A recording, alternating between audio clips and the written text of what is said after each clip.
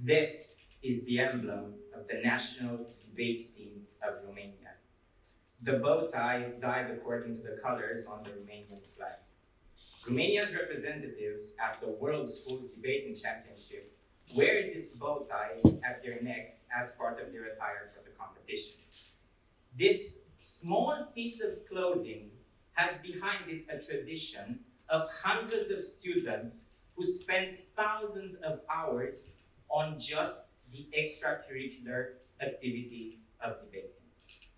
Now, in order for a student to gain the honor of wearing this symbol of academic pride, they would need to meet a somewhat out of the ordinary set of requirements.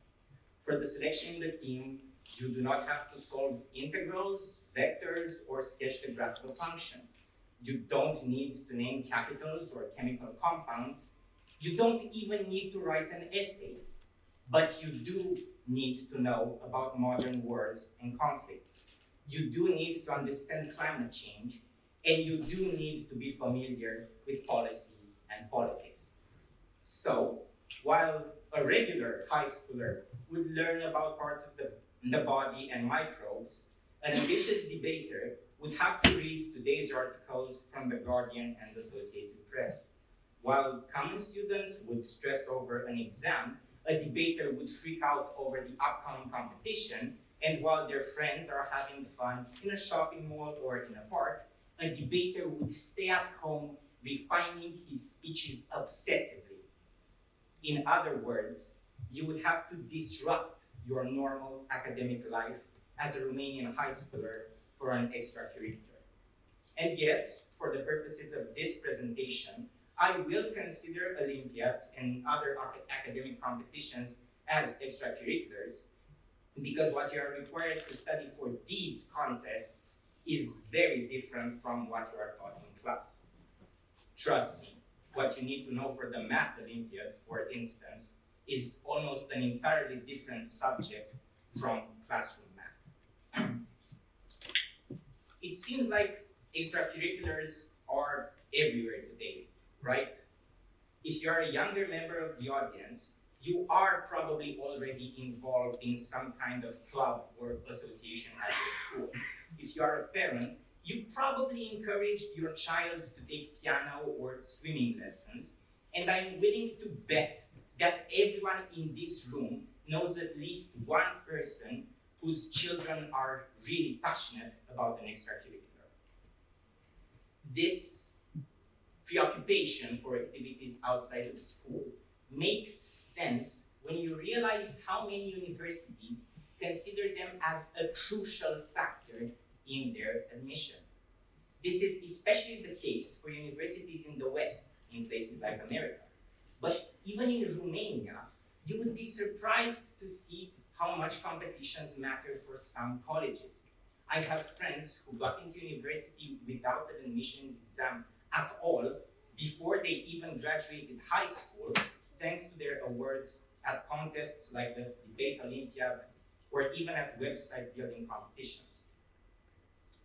And this system makes sense in a way. Someone who founded multiple clubs in their school and made a real impact with them is probably much more creative and original than someone who just spent all of their life studying and happened to score 50 points higher on an exam. Organizing just one charitable fundraising event, for instance, may teach students how to be persuasive, how to sell an idea, how to manage money and create a team around them. And these skills are not even touched upon in a normal classroom lesson. So universities can use this system as a pretty accurate filter, not only for students with high potential, but for more diverse students, as many of them might have talents that cannot shine through the normal curriculum, but which are really impressive outside of an academic environment. And the students, they benefit as well, because they can now dedicate more time to their passions, as the admission process won't penalize them for not studying enough. If you know you'll be admitted to a prestigious school if you excel at basketball, for instance, you can spend more time training for basketball something that you actually enjoy doing, instead of just preparing for the next test paper. So it looks like this system is great.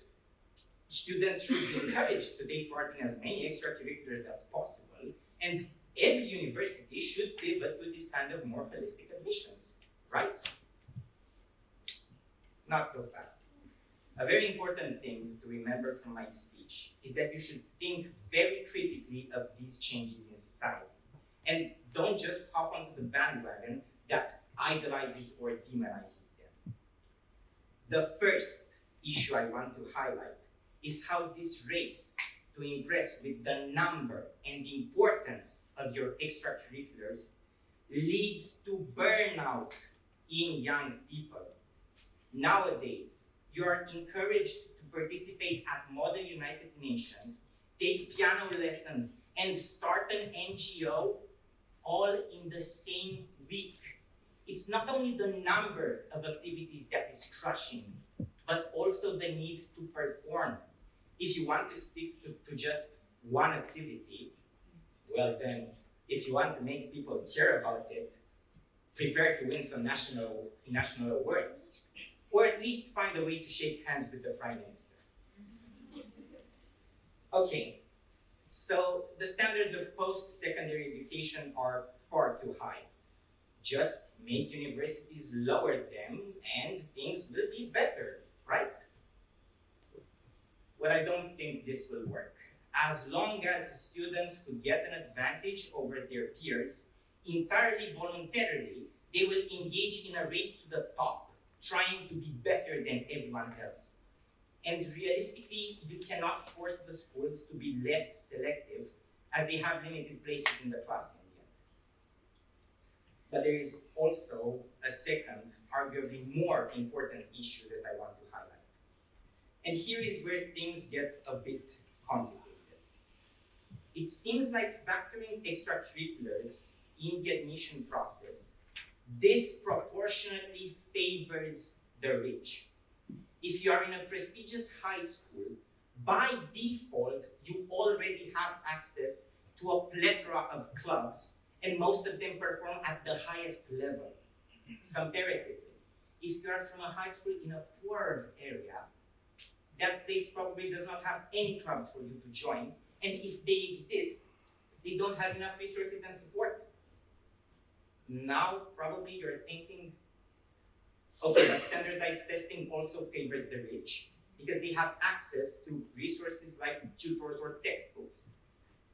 That is true, but in the last 50 years, we focused on making academic resources accessible.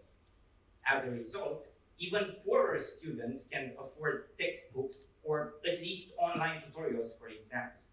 Yet they cannot afford tennis or debate lessons at all.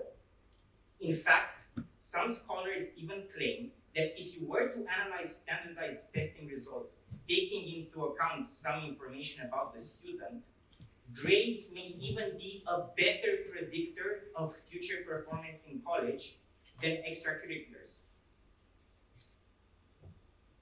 But wait a second, doesn't what I said here directly contradict some of the points I made earlier? Well, it kind of does. This is because scholars cannot reach a consensus when we don't have enough research on this matter. This is another crucial thing to take away from my presentation. We need more research into this phenomenon. Extracurriculars are a huge disruption in the normal education system. They are starting to define your entire youth and future college. We need to study them more. As much as I like personal stories, we need numbers and statistics, not anecdotes. Proper academic discussions, especially in places like Romania, where we don't have enough research even for the normal kind of admissions. Finally, I want to talk about something that may not be as important as the previous 2 points, but which matters for me especially. When extracurriculars become a requirement for admission, students start to get involved in them, not because they are fond of what they're doing, but because this is an obligation. It is a very sad truth that many of the clubs, NGOs, projects, and events that you see created by high schoolers exist just because some people wanted to boost their resume. Some of them spent hundreds of hours and actually excelled at activities they do not enjoy doing. In theory, universities are looking only for people with actual passions. However, it is almost impossible for an admissions officer to make the difference between something made out of genuine interest and a really polished application that is ultimately heartless. As a result, faking your interest is a widespread strategy for students. So, in the end, should we still encourage extracurriculars or not? Well, personally, I do not know. They have advantages, disadvantages, and my entire speech today is only a fraction of what could be said on this matter. While we do not have enough concrete data, I will refrain from making a decision. I will let you be the judge. But I can tell you this. I wish from the bottom of my heart that every single student that ever got to wear this bow tie did it because they genuinely love debating, not to impress colleges. I cannot know this with certainty. I can only hope.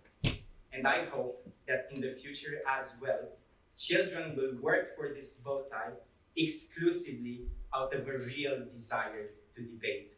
Thank you for listening.